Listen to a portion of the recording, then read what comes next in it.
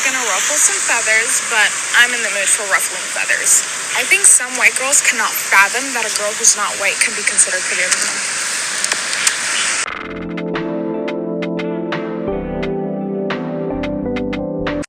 As a white girl, I can confirm that what she's saying is totally accurate, unfortunately. I think a big part of it is when you grow up in a predominantly white area, you subconsciously or whatever start categorizing all the white girls in like a certain hierarchy in your head, but then black girls are like in their own separate category, and so you don't like judge their beauty standards in the same way, I guess. And one thing that always makes me think of this is this time when I was on the distance track team, and my coach was trying to get a group of girls together, and she was asking me where one of the runners was. And she was like, oh, where's that one girl? I just can't remember her name, but she's the really pretty one. Like, she's gorgeous. What's her name? And I like paused and started like listing off a few names, but was like kind of confused. And then turns out she was talking about the only black girl who was on our distance team. And that moment like totally rewired my brain. And I realized that I never would have described her as anything other than like the black girl on the team because she was the only one. And it really made me like change the way that I think about describing someone and using like other things, which seems like a basic thing. But that was the moment for me where I realized that the way I was thinking was very problematic. We're going to have this conversation layer by layer by layer by layer. Why is that? We are trying to dissect, analyze, and then intake everything that we're going to have in this conversation because I like doing that. I feel like it's also therapeutic for me as well to do that kind of intake in terms of conversation because it allows me to get the flavor of the conversation because that's where we're going to start. You not identifying that what you're doing is problematic. Imagine if that person also said, I'm talking about the black girl, it would have been like this, easily identifiable and solved. But because the person did not mention the color of the skin, you don't categorize immediately in your brain because you don't identify somehow in your brain. And it's not because of the girl, but because of the system. The system has done a great job is taking away the humanity outside out of black people. It strips them out. So you don't see them as people. Instead, you see them as black, but you don't see them as black people. People, right? You see them as black people. It needs to be identified that you're specifically talking about black people, not people, black people, right? Because if you talk about them and identify them as, oh, those are people, you humanize them, right? We see white people as people. We humanize them because we know that you're alive, you have blood in your veins. But it's very difficult when it comes to identifying a black person as a person. Therefore, it starts with minor things that you cannot even see. And this is why I'm saying we're going to have this conversation layer by layer. This is why also when you see a white man with a black girl who's very, very extremely beautiful outside of your conditioning, it is very hard for you to accept that woman's beauty. It's very hard.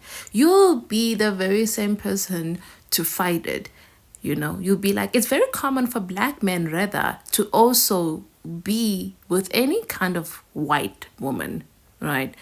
For you, their level of thinking is, I'm gonna just be with any kind of black woman, a white woman, because the system says that they are the hierarchy, right?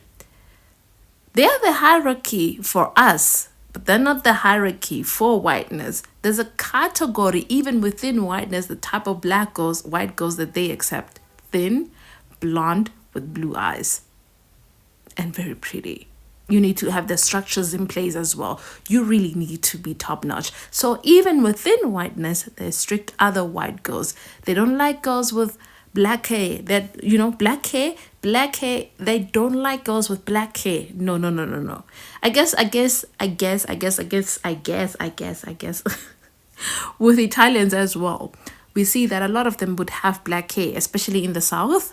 They have a lot of black hair. They're a lot of genetically, they are diverse. And then they don't like that. This is why they say, oh, we like the ones in the north and Rome. And this is why, again, civilization, they say, is very, wow, in the north. It's very open, very beautiful, very Rome. Have you went to Rome? Have you went to Milan? Have you went to Tuscany? They talk about that, but they don't talk about the same way they talk about Palermo, Calabria. They don't see it the same way. They describe them as uncivilized, that they're brutes, that they're criminals. But in the north, oh my God, they're mixed with a little bit of French. They have a little bit of British in them. They are closer to whiteness, unlike those ones in the south, because they have Greek, they have some kind of African in them. And it brings us to another intake that even in the States, they would take it. There was a little bit of a crisis with Italian when they were crossing crossing the ocean to the Americas. A huge amount of them, they were trying to different themselves from the Calabria and the Sicilian, the Romans, and the other ones as well, Tuscanians as well. They were trying to separate that and be like, we are the original Italians. We have your skin, dog. Like, they are dark. They have Africa in them. They have Greeks in them. Look at us. We are the original Italians. Those ones, no. So they would throw other Italians under the bus who had a similar skin tone to mine. And it also got to a point where they were not hiring Italians as well. They were not hiring Italians as well. So there's a hierarchy within whiteness. It is when they started the huge bleaching crisis where Italian men started heavily involving themselves with white American women. Literally. They started ingraining themselves into the white American, and then after the years, they then became American as well. They were not heavily criticized like they did with, Black Americans, but they were criticized. And if you would ask them, they were like, no, they were not white. They just became white recently. They were not identified as white. Even the Irish, they were not white. Anyone who understands this, they would tell you about the hierarchy of whiteness and how harmful it is. It does not like the poor. It does not like poor white people. It does not like Black people.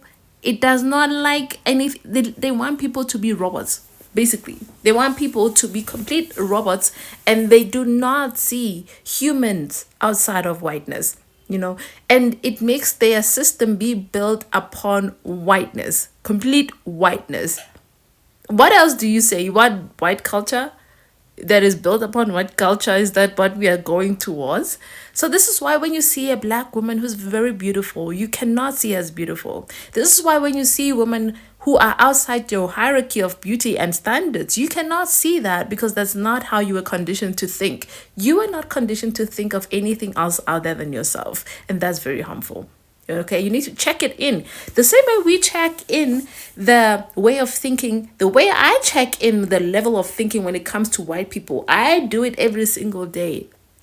That I check in with my prejudices. I check in the way I put white people on a pedestal. They're not saviors. They're not coming to save anyone. You should be capable of saving yourself. You should be in a state of you taking care of yourself. You should be. But the system has stolen that away from you and made you think that somebody else other than you is going to save you from your own problems. Jesus is not coming. He is not going to redeem you from your problems. You should redeem yourself. Okay? And that's how it is. If you don't, then you're going to be crushed. That is it. And you cannot blame anything else other than yourself, because you are responsible for your own life. Okay? You are. And this is what I also do for myself. I check myself, my privileges, my belief systems. I check them all. The currency of whiteness is compliance, especially American westernized whiteness.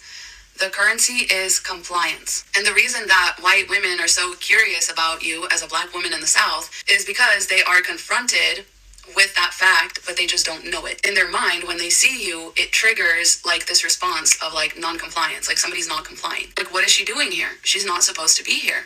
She's not complying with the order, and that threatens us. And I noticed this because I wasn't raised in the US, I was raised in Ukraine. We don't come face to face with racism a lot in Ukraine because there is no opportunity for it. It's pretty much like an all-white country, right?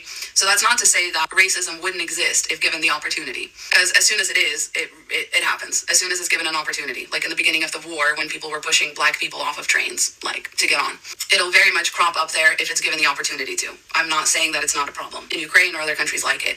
People are racist, they just don't know it until they're actually confronted with having to deal with people of color. What I will say is because of that, because we don't have that dynamic of like slavery and segregation and like all of these things, that's why there's this common like sentiment in America about Slavic women that they're just built different, right? They may appear very feminine and like feminized or whatever, but you know, their husband is scared of them. They know that they actually control the entire dynamic kind of thing, right? Because you can only oppress women so much if there is no class below them, right? The only class that's below women in Ukraine are children. And we don't really have like a huge problem with homelessness or anything like that. There is not this multi-step hierarchy, right? There's only this power dynamic between men and women, but it's been balanced out pretty well, right? Like, yes, they're horrible Ukrainian men. I'm not denying that. Yes, some Ukrainian men are abusers and they use like religion and they use all sorts of things to abuse women. But on a large scale, what I grew up seeing was not skittish, abused women, strong Slavic women, because when there's nothing else to threaten women with other than like, oh, you're not going to get married or have a man or whatever, then you don't hold that much power as a man, especially in the courting stage, like in the dating stage. Like Slavic men are on their best behavior, and there's just as much stigma for divorce for men as there is for women. The dynamics are just a little different. They're a little bit more balanced out, I would say, between men and women. Now, where America differs is that because it's such a melting pot and like all of this, the hierarchy is just turned up to 11. I mean, white women are so obsessed with compliance and they're so obsessed with keeping their place in this hierarchy because there are levels that they don't want to be brought down to, right? One of those levels being you're going to be treated like a black woman. And that, I mean, you're going to be hypersexualized. You're going to be treated as a second-class citizen. You're going to be made up a bunch of narratives about, and you're going to be considered like unfeminine, unruly, and whatever, et cetera, et cetera. There's like so many layers to this, right? So the reason that they're curious or that they're threatened, and I mean, curious is a very gentle word to use. Like, I would say that they are threatened. Threatened because they feel like you're taking over. In the video that this comment was left on, this is what I talked about, right? White women in the American patriarchy are especially dangerous to black women because they are okay with the structure of the patriarchy because they gave up a lot to belong to it. And by that, I mean they gave up their personalities, right? This is why they have plastic smiles and no joy in their eyes, because it's all about compliance. It's not about having your own personality. It's not about having your own goals, hopes, dreams. It's about compliance. The same thing that I noticed about women in America too. As a Ukrainian woman, like, I was not so used to women just like hiding their joy, their surprise, their anger, especially. Like, white women really hide their anger because that belongs to men. In this racially charged patriarchy, anger belongs to men, but also like black people are very demonized for their anger, especially black women, right? It's angry black women stereotype. So white women can't be that, right? If they want to keep their place in the hierarchy, which they have already worked really hard to get there and to keep. They don't want you coming along into their country club and being prettier than them, being wealthy on your own, like, because they had to give all that up. They had to give all that up. And that's why they're threatened by you. And the reason that they hover around you is because that's the only compliant way for them to make you feel unwelcome. You know what I mean? Like, I feel like Jordan Peele captured this really well in Get Out when he had the black people acting like white people, and it was so uncanny. That's because there is that difference. Especially in the case of Georgina, that's exactly what a white woman would look like in a black woman's body. It would be very uncanny. And the way that Georgina asserted her power was by always hovering around and being in people's business. And that's what white women do. Like, that's the most threatening that a white woman can get, is to just, you know, be there, just hovering and getting in your business. That's why there's the same like stereotype about, you know, youth pastors' wives and like pastors' wives in general, is that they just have this very disconcerting presence where with a smile on their face, they will look you dead in the eyes and say the most fucked up misogynistic shit so that they can continue propping up the patriarchy. Right? And it's just creepy. It's creepy how they act, because it's like, why are you saying all this with a smile on your face? Because of compliance. Because the compliance part of the white woman handbook says that you have to be pretty, smiling, quiet, not cause trouble, never get in the way of the men. And the most important thing you can do is to support the patriarchy and to make sure that the men have a clear path forward, because you're next in line. You're next in line. But it's like the men are never going to move out of your way, babe. They're never going to move out of your way. But white women still, like, they have this very particular relationship, especially white women in America. They have this very particular relationship to white men, to men in general, right? Which is why White Woman Whisperer got all this hate for pointing stuff out. And she got like demonetized, like her videos were getting reported. The white women were very vicious, but very quietly, very quietly in that very compliant way. And yet, when a black man went on his platform and used his platform to speak up for White Woman Whisperer and to call white women out, the white women in his comments were very nice. They were very like, yes, like well said, they were feeling very called out. They were not reporting his videos. It's this very interesting relationship that white women have with the patriarchy. Because they feel like they're so close to the top that it makes sense for them to keep maintaining these kinds of statuses and behaviors. And I noticed this like right away about, Western white women is that they stifle themselves a lot. They control themselves a lot. Again, this was very well exemplified in Get Out when the main white woman character, like everything about her is just putting on an act so that what she can actually be is this very controlled, very meticulous, very collected psychopath. Like when she's just eating like a single Fruit Loop and drinking one single sip from the straw, like that's all intentional. Like the fact that she has all of these like keepsakes of the previous boyfriends that she has lured over into this whole scheme, because she is not actually what she pretends to be. She pretends to be a real person with real feelings and pretends to like fit into the male gaze, and she fakes sympathy and she fakes empathy and she even can fake anger and all this stuff. But in reality, she's very self-controlled. She's very meticulous. She's very like determined. Like she has a goal. She has an end goal in mind, and she's already planning out her next venture. And I noticed this a lot. Like this was actually really shocking to me because like in Ukraine, like if a bitch doesn't like you, she doesn't like you. You know what I mean? There's not a whole lot of pretending. Like everything is kind of out in the open. Like in America, it's like these white women will be so nice to your face. They will pretend like they want the best for you. They will pretend like they have empathy and sympathy and that they totally understand what you're going through, to turn around and literally stab you in the back and exercise their power over you. When my parents came here to America, they very specifically wanted to attend like an English-speaking church so they could learn English faster. And so we went to this very conservative, like little church, and it was just full of like the WASP demographic, and it was very creepy and uncanny trying to interact with these people like as a normal person. You never know what they're thinking. You never know what's behind their eyes. You never know what's behind their smiles. They'll like nod and agree as though they really hear you and like understand what you're saying. But really, it's not that. They're just complying. They're just controlling themselves from saying what they really feel. And you could tell they didn't know what to do with us because we were like by all means white, but they still saw us as below them. They still saw us as immigrants, and they would talk to us, really slow. Even though my parents would respond back in normal speed and everything like that, they just couldn't help but treat us like second-class citizens. It was very unsettling, very uncanny.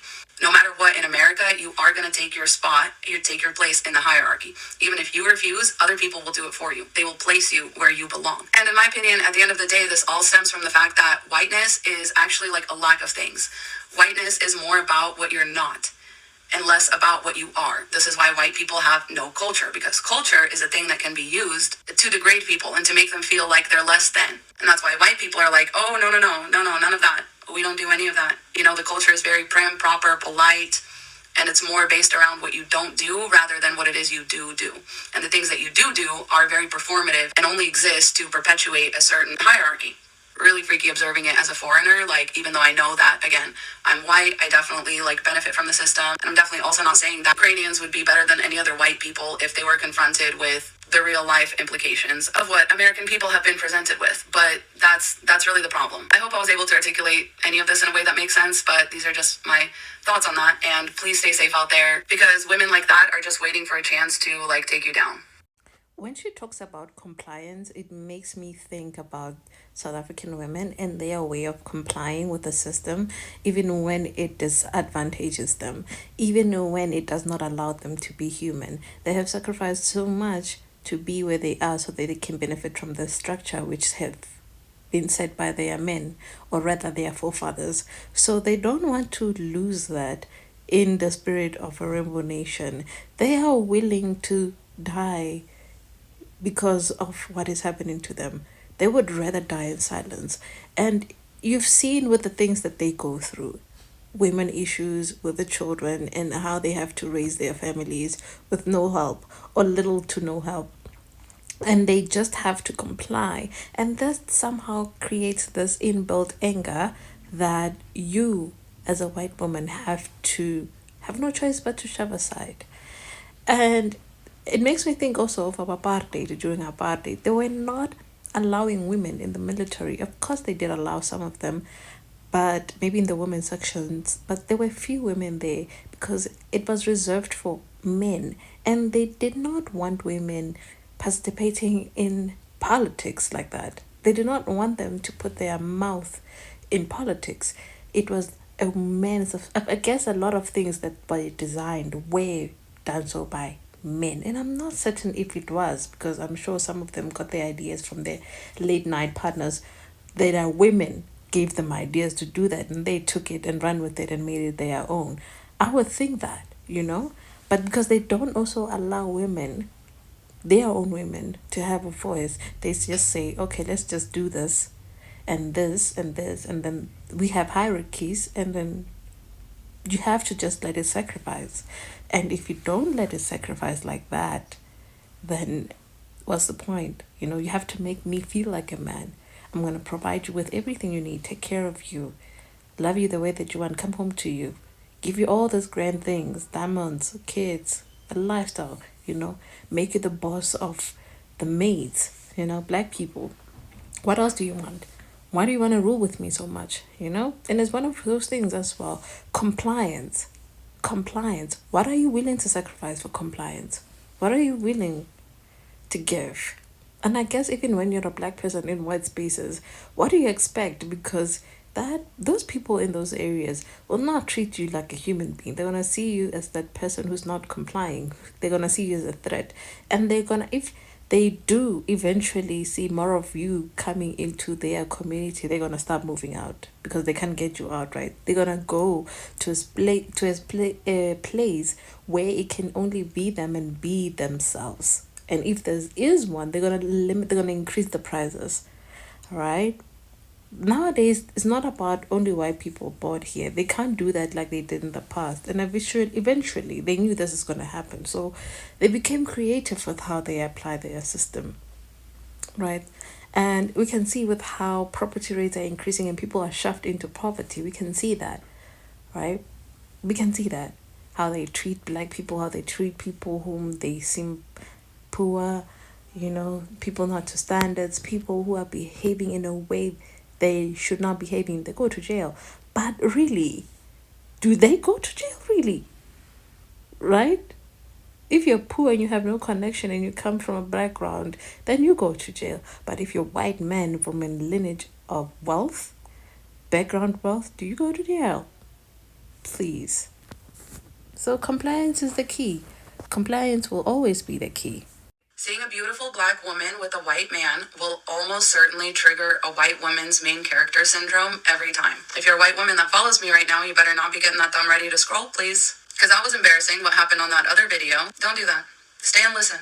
Like you would want a man to stay and listen when I talk shit about men. Be the change you want to see in the world, okay? Now, you may have heard me talk about main character syndrome in men, which is the idea that they are the main character and that everybody else around them fits into that narrative somehow, either as the sidekick, either as the villain, the mentor, etc. And when you are raised in a hierarchy, especially, again, a hierarchy that involves race as explicitly as the American hierarchy involves it, it's turtles all the way down. It's the same thing all the way down. While white men definitely do have the most amount and like the most egregious case of main character syndrome, everybody who participates in the American hierarchy, in the American caste system, all of these behaviors and actions, like they trickle all the way down. Yes, white men have like this very intense main character syndrome, but white women have also been given a very specific narrative about their place in that situation. And so they also have main character syndrome. That's where when a white man marries a black woman, it triggers white women's narrative. It triggers the narrative that something was taken from them. Because their whole life, they grew up watching white Disney princesses end up with a white Disney prince. So that's how it goes. That's how you play the game, right? You take this doll, and they go together. And that's how you play the game.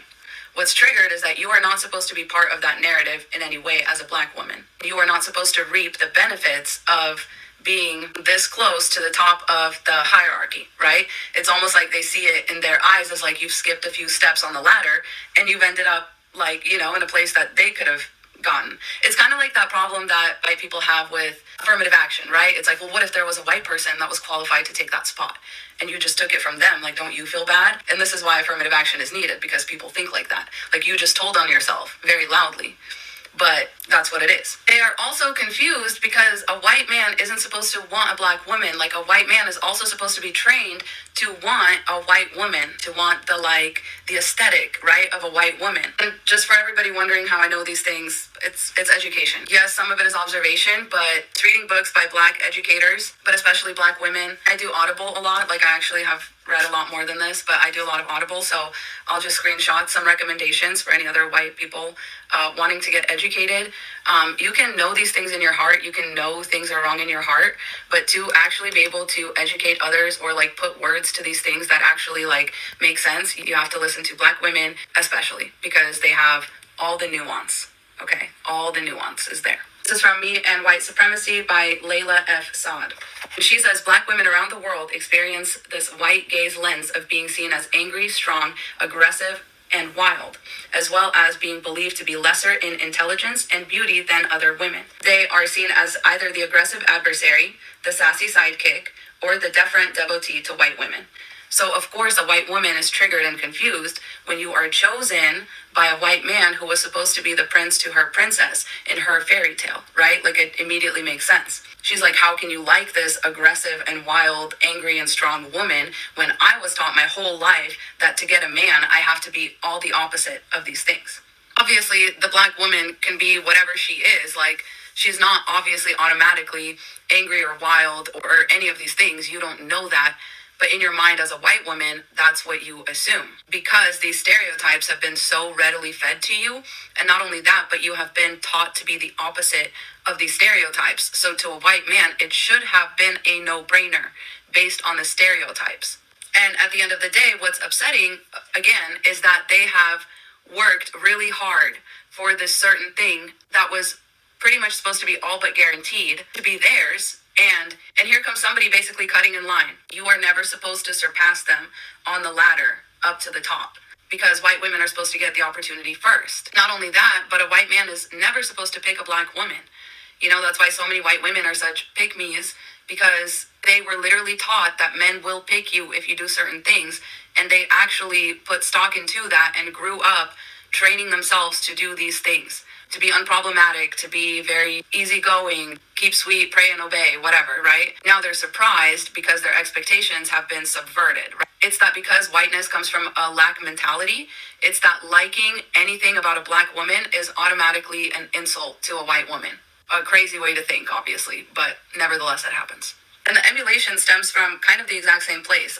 White women have always been told that they are the beauty standard. It was like Marilyn Monroe. Like, if the sex symbol was always a white woman. But once the capitalists figured out they could exploit black women for that too, they were like, oh great, we'll just do that. Nobody thought about how that would affect the white women who have always been told that them being the highest standard of beauty is safe. It's safe and sound. Like, no black woman will ever be considered as beautiful as like a mediocre looking white woman. Those days were past, right? All of a sudden. And all of a sudden they started being like, oh wait, there's something I'm missing out on. And it's this whole like, that should have been me. That should have been me and not you. Basically that idea, right? And there's also what's hard-coded into capitalism, which is basically you either compete or you get left behind. So that's why all the Kardashian sisters went and got everything done like the way that they did. Because black women can be sex symbols now too. And white women raced, right? So they said, oh, so if these are the features that men want, then I will give them that. Me, a white woman. That's basically where I think that comes from. This part is for the white women that are, I trust, better still be here. Why do you need to look at anti-blackness against black women? It is my belief that the rising and empowerment of black women is one of the biggest threats to white supremacy. Knowing this, white supremacy works particularly hard to stifle, undermine, marginalize, demonize, and harm black women. All anti-blackness, regardless of who it is directed at, paints black people as inferior in all ways, except the ways that can be used by non-black people for non-black gain. When it comes to black women, this treatment is compounded by the added marginalization faced under sexism. From negative stereotypes that trap black women in a one-dimensional imagination to the way that black women's bodies have been treated less like the bodies of human beings and more like the bodies of animals. Anti-blackness against black women is killing black women, both physically and psychologically. So if you call yourself a feminist, you want to call yourself a feminist, you want to rah-rah under my videos where I talk shit about men, but you don't want to look at this, you don't want to look at anti-blackness against black women, you should be fucking ashamed of yourself. You're no better than Susan B. Anthony and her little minions that when they were given their rights, they took them and ran with them. And they left the black women that worked with, that protested with, that marched with, did everything with. These white women left them in the dust to fend for themselves. They took their rights and they ran. And I'll be damned if anybody following me thinks it's going to be like that. It's not going to be like that if I can help it. That's embarrassing. That's a shameful moment in American history and in American women's history especially. How you are in relationships with and to black women speaks volumes about where you are in your anti-racism journey. Do you feel like you cannot relate to black women? Do you covet black women's physical attributes yet secretly feel disdain for them as human beings? Do you assume black women are less educated, less affluent, and less capable than you? These are just some signs that you harbor anti-blackness against black women.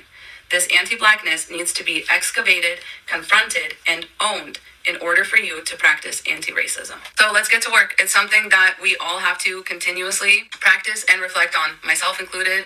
I may be from Ukraine, but America will definitely do a number on you. Like I said, it really forces you into this hierarchy, whether you want to be part of it or not. You cannot just go with the flow. You have to actively fight back against it.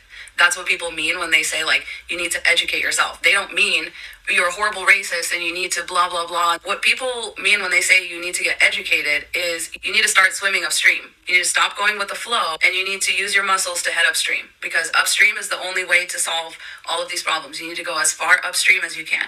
So if you want to abolish one system of power, you have to go upstream and abolish them all. And the only way to do that is to get educated, because otherwise people, this world literally tells you, this country especially, but this world tells you in so many ways that it's okay to be racist. It excuses so much racist behavior that people don't even know they're doing it. And then when they're confronted with it, they feel ashamed and they freak out. Don't feel ashamed. Feel empowered. Feel empowered that you can be educated and that you can stop doing this shit. Okay? Let's get to work. Is that because whiteness comes from a lack mentality? It's that liking anything about a black woman is automatically an insult to a white woman. Finally, one of y'all stop playing dumb for a fucking second. I always say that white men will unalive you, but white women will get someone else to unalive you for them. Y'all are so insidious because you're sold this dream, and when the dream doesn't match up, and when the people who you were taught were never even supposed to have a whiff of your dream get it, you go fucking batshit. This isn't just for dating. This is an academic setting. This is in a career setting. This is in the things that you have, in the things that you want, in your spirituality, the way that you move around. Y'all constantly think that the world revolves around you, but then you deflect that attention away and just put it towards white men. And this is why I don't trust y'all. This is why I don't want to have any white women friends. I want nothing to do with you because you're extremely manipulative. I'd rather have someone punch me right in the face than use manipulation tactics to make me go insane and punch myself in the face. Y'all are not fucking slick. You're actually pretty stupid with your tactics. And now that more and more people are catching on,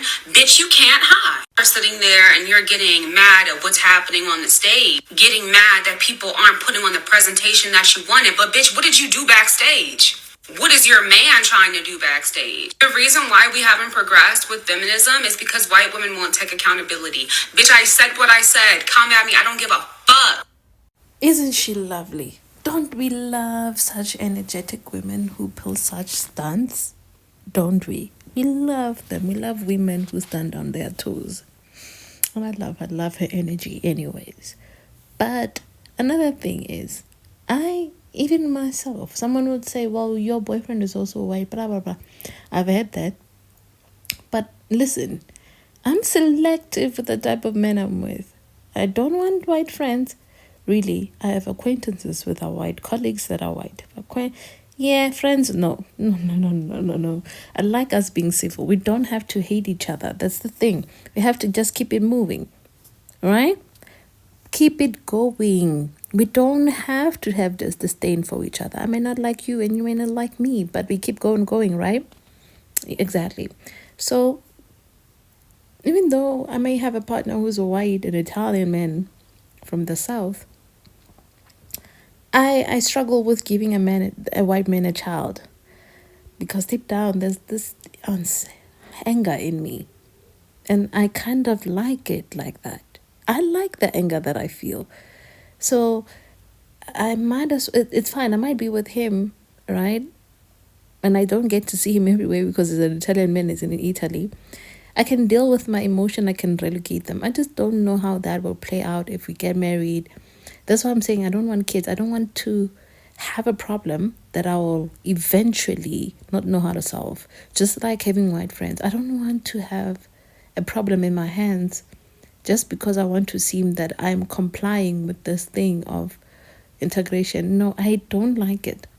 I don't like it. It's very harmful to black people. It's very harmful to us, people like us. Especially when the system keeps treating us the way that it does. Especially when the system keeps reminding us that we are black people in white spaces and that they're doing us a favor.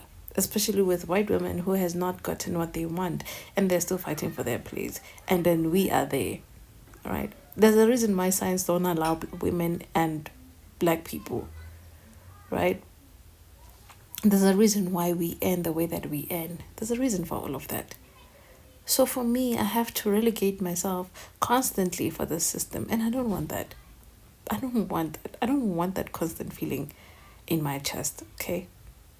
And this video is becoming unnecessarily long, but it's necessary for discussions such as this. Especially when we are integrating. What are we integrating with?